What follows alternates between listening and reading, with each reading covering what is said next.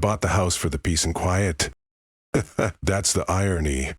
After years of high-rise living, honking horns, and that one neighbor who thought 3 a.m. was prime saxophone time, I moved into a quiet, tucked-away cul-de-sac in Willowbrook Estates. A neighborhood so still you could hear a squirrel sneeze. It was perfect. Until Karen happened. Not a generic Karen, the Karen. Capital K, platinum blonde helmet hair, permanent scowl, and a clipboard surgically attached to her hand.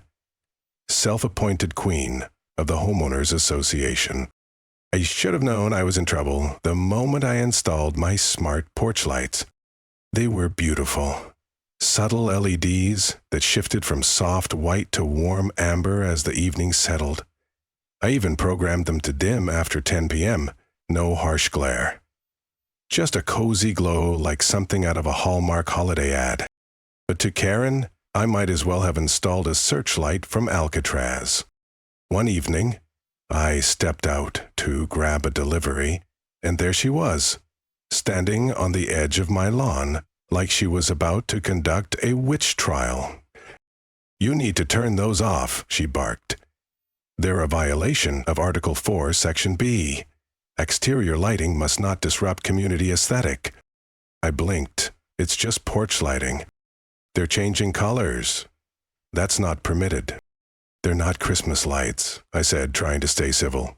"They shift temperature, not color. It's for visibility and, not breaking my neck on the steps." She didn't budge. "The HOA will be notified." The next morning, a bright pink violation slip was taped to my front door. "Improved illumination, please. Remove lighting fixture immediately." Thing is, I'd already cleared the lights with the HOA 2 weeks prior. I had the email to prove it, PDF attachment, HOA secretary's signature, and everything. So I replied with the proof, CC'd the board, and thought that'd be the end of it. No. The next day, another pink slip, this time for unauthorized doorbell camera placement. Karen had moved on from lights to surveillance. I live alone. I'm not about to rip out my Ring camera because someone thinks it's too Big Brother. But again, I played it cool. Sent them the bylaws, highlighted the section that says, video security devices are permitted on private dwellings. And again, silence. Until Saturday. That's when I found Karen on my porch, arms folded, staring directly into the Ring cam like she was challenging it to a duel. "You're being watched," she hissed through the mic. I tapped the speaker from my phone. "So are you." She flinched. Then did something truly Karen. She pulled out a measuring tape and started logging the distance between my lights and the street. That's when I realized this wasn't about rules. This was personal. I ignored her for days until I got home one night and found a strange note wedged into my doorframe. It wasn't official HOA letterhead, just a wrinkled, hand-typed sheet of paper that read, "Your lighting system is out of compliance and must be removed immediately. Failure to comply will result in further action. You have been warned." Signed, Acting Enforcement Authority, Willowbrook Estates HOA. Acting Enforcement Authority? Released at Snow. A thing. I checked with the real HOA president, Dale. Nice guy, drives a Prius, smells like vanilla candles. He was baffled. Said no such violation had been issued. Said Karen had been overstepping a little lately. "Just a little?" I asked. He shrugged. "She's passionate." No, she was obsessive. I updated my smart home system that night, enabled full security alerts, added motion detection zones, synced the cameras to cloud backup, and looped in a little-known setting called Silent Emergency Trigger. Basically, if someone tries to force entry, it auto-elects police without making a sound. And good thing, too, because Karen wasn't done with her clipboard games. She was about to go full Kool-Aid man on my front door. If I told you I was shocked to find Karen forging fake violation notices, I'd be lying. I was just surprised she owned a typewriter. Yep. I found it the next morning when Dale, the real HOA president, walked over with an apology casserole, peach cobbler, too much nutmeg, and a folder full of actual HOA forms, none of which matched the mysterious paper Karen had slipped into my door. She's been doing this to a few other houses too, he admitted, mostly newcomers, folks she thinks aren't invested in the community. You mean people who don't fold their napkins into swans and attend 6 a.m. shrub trimming seminars? He gave a weak laugh. Look, I don't want drama, but if she tries anything else, let me know. I did one better. I printed every fake notice she left on my property, labeled them, and scanned them into a folder called Karen Crimes, Exhibit A. Then I dug deeper. See, Karen wasn't just a self-appointed HOA enforcer, she was also the unofficial head of the Neighborhood Integrity Committee, which, as far as I could tell, was just her cat Biscuit, and a binder of everyone's trash bin violations since 2015. Her favorite power play was writing out behavioral infractions that didn't actually exist in the HOA bylaws, like those left visible after 7 p.m., wind chimes too melodious, front door painted a non-negra-emotional tone, whatever that means. But forging a violation? That was next level. I emailed Dale everything. He promised to bring it up at the next board meeting and have a conversation with her. I wasn't holding my breath. And it turns out neither was Karen, because on Wednesday afternoon, I got a ring alert. Motion detected, front porch. I opened the app just in time to see Karen standing on my stoop, again, with what looked like a crowbar. At first I thought it was a rake. Then she reared back and slammed it into the side of my door frame. Blinked. What the hell? She did it again, this time aiming low like she was trying to pry the door open. The wood cracked. The camera beeped. The screen went black. She'd ripped the ring cam off the wall. But what she didn't know, what Karen absolutely should have known if she'd read any of the warning signs posted around my property, was that the ring cam was just one part of a very smart, very chatty home security system. A system that, when breached, doesn't just alert me, it alerts the local police, and if there's a forced entry, it pings SWAT. No alarms, no sirens, just a silent call with GPS data and time-stamped visual logs. In other words, Karen had just kicked down the wrong door. I was still 20 minutes out, stuck in line at a sandwich shop when the notification came through. Silent emergency trigger activated. Police en route. My stomach dropped. Not because I was scared, but because I knew this woman was about to get a front row seat to consequences. Real ones. I rushed home, half sandwich in hand, heart racing, not out of panic but anticipation, because for once I wasn't the one under fire. Aaron was in my house. It had receipts. The drive home felt like a scene out of a cop show, except I was the guy hoping to arrive after the action, not during it. As I turned onto my street, I saw flashing lights ahead. Blue, red. Bright enough to light up the whole cul-de-sac like a 4th of July parade. 2 squad cars, one unmarked unit, and the unmistakable Matt Theck box on wheels. SWAT van. I parked half a block away and jogged up the sidewalk, half-eaten sandwich still in hand. One of the officers stopped me with a firm hand and a raised brow. "Sir, this is an active scene." "That's my house," I panted. "Unit 12A, I'm the homeowner." He scanned my ID, checked the dispatch log, and nodded. "You're good. Stand by the fence. We've detained a suspect. A suspect. Karen. She was sitting on the grass in front of my hydrangeas, handcuffed, hair frizzed out like she'd just stuck a fork in a toaster. She wasn't crying, yet, just stunned, mouth slack, like she couldn't compute what was happening.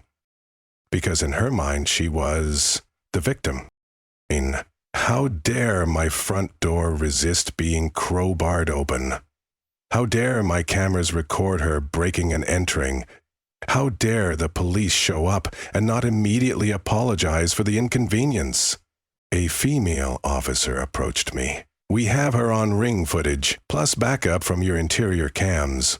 Looks like she attempted unlawful entry, destruction of private property, and may have triggered your silent alarm system. I nodded. Correct. My security systems link directly to local dispatch. It escalates to SWAT on physical breach if I'm not home. She raised her eyebrows. Smart. No pun intended. We walked the perimeter. My door frame was cracked near the bottom hinge. The ring cam had been ripped clean off, wires dangling like exposed nerves. Inside, nothing was missing. But everything near the entry was knocked askew. She hadn't gotten far before the sirens arrived. Karen's voice broke the calm. She invited this, she yelled, still cuffed. She's been harassing me for months with her cameras and her lights and her tone. This is retaliation. I turned to the officer just for the record. I'm a he. The officer stifled a smirk. Karen didn't notice. She was too busy ranting about community standards and unwritten HOA. The officers didn't care. They were professionals. But the neighbors, oh, they were loving it. People had gathered across the street, phones out, whispering. One teenager was live streaming the entire thing with a caption that read, Karen broke into a smart house, got SWAT. And just like that, my HOA nightmare turned into Suburban entertainment. But the consequences, they were real. Karen was charged with attempted unlawful entry, vandalism, and destruction of property. The HOA board held an emergency meeting that night, and let's just say she was strongly encouraged to resign her post. Publicly, with a letter and a $2,000 0-cents fine for unauthorized use of HOA station. I came home later that evening to find an envelope taped neatly to my door with painter's tape this time. Classy move. Inside was her resignation and a note from Dale that read, We sincerely apologize. Please let us know how we can make this right. Had a few ideas? For starters, I sent them a repair invoice. $1,850. 0 cents for the door. $250. 0 cents for the ring system. $100. 0 cents for emotional damages, mostly pizza and whiskey. And $300. 0 cents for the hydrangeas Karen squashed during her grass tantrum. They paid in full, and then something unexpected happened. Dale and a couple of other board members dropped by, not with forms or apologies, but with a gift basket. Inside, gourmet popcorn, LED light bulbs, a smart plug, and a card that read, Maybe we could learn from your system? It was the HOA version of waving a white flag.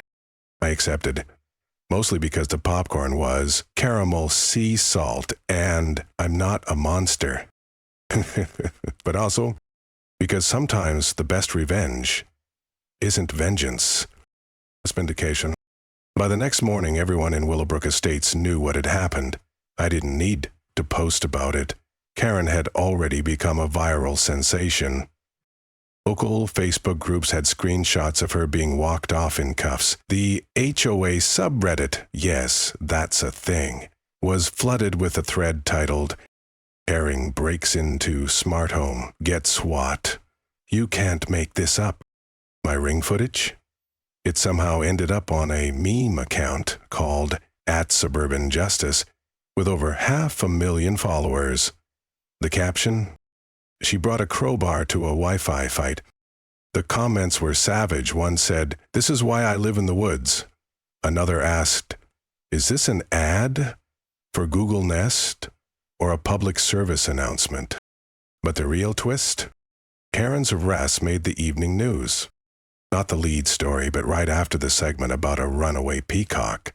There she was, pixelated, with the anchor describing her as an overzealous HOA board member, facing multiple charges after forcibly entering a neighbor's home over a lighting dispute. Almost spit out my coffee, but this wasn't just entertainment, it had ripple effects. The HOA board called for a formal audit.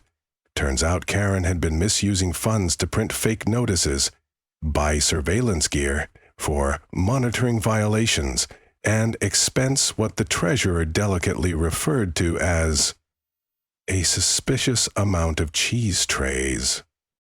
They found dozens of forged citations in her garage, typed on the same busted typewriter, and signed enforcement authority.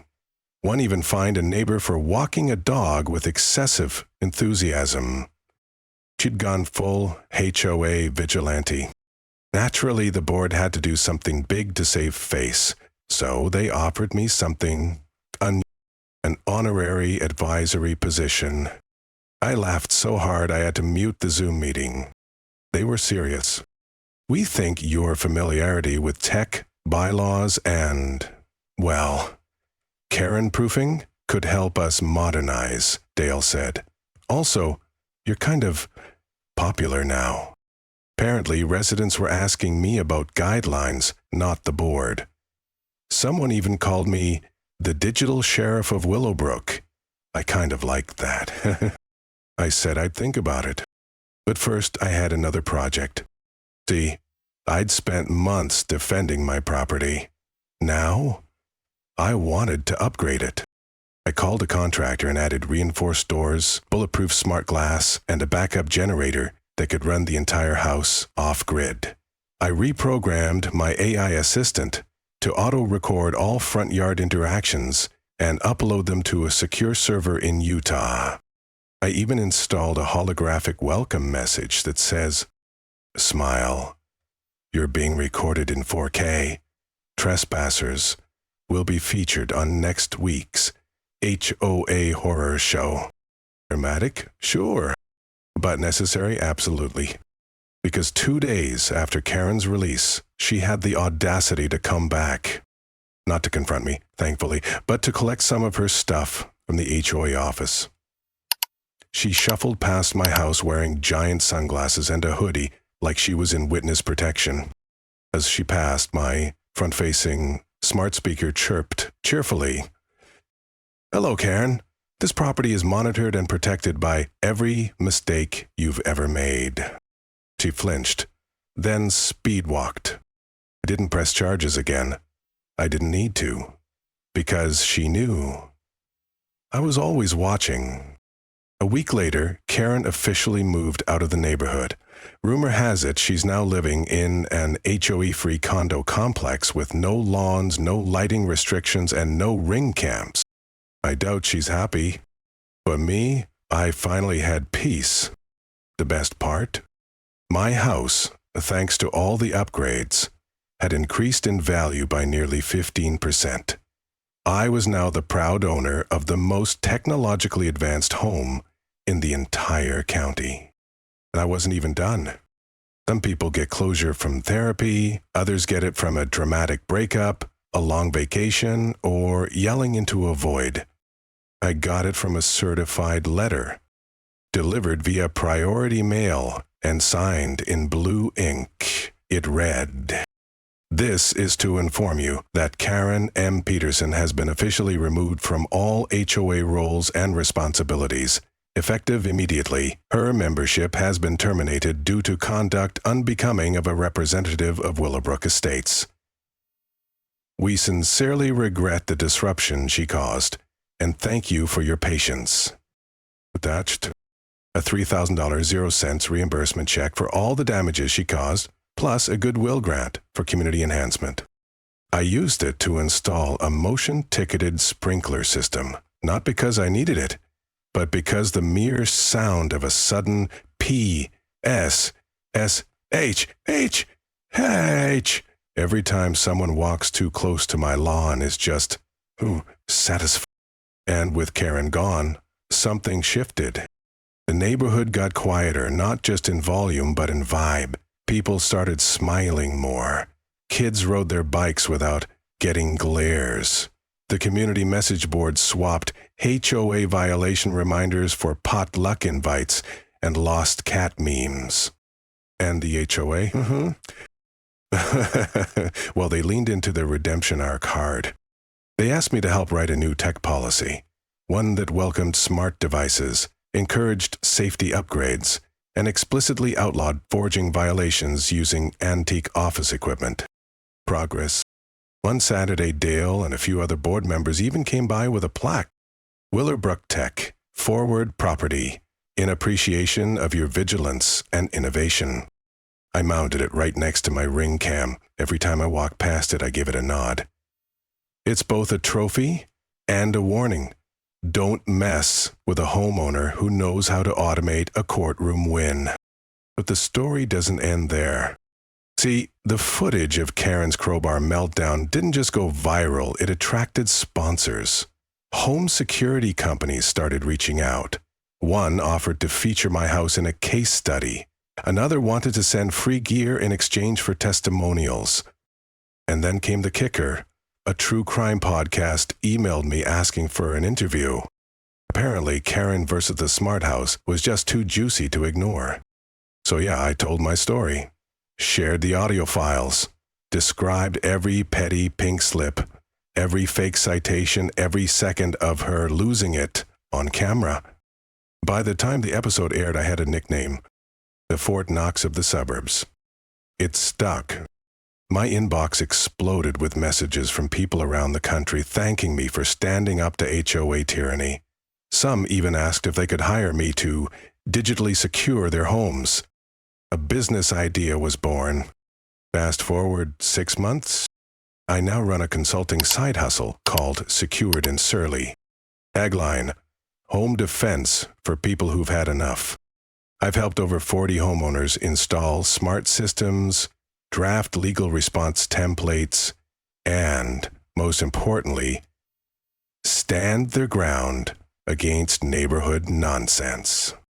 My first client, Linda from 3 houses down. She had a minor feud over lawn flamingos. I installed motion lights that make them glow like they're sentient. She's never been happier. And as for me, I still live in the same house, still drink my coffee on the smart-lit porch, still sleep easy knowing that if someone ever tries to mess with my home again, I won't have to yell, run, or hide. My house will do it for me. So, if you're dealing with your own Karen, or just want your mailbox to stop giving you anxiety, remember this. Know your rights, upgrade your tech, and never let anyone weaponize a clipboard against you. Thanks for watching. If you enjoyed this story of suburban survival, hit that like button, drop your own HOA horror story in the comments, and subscribe for more tales of justice. One motion sensor at a time.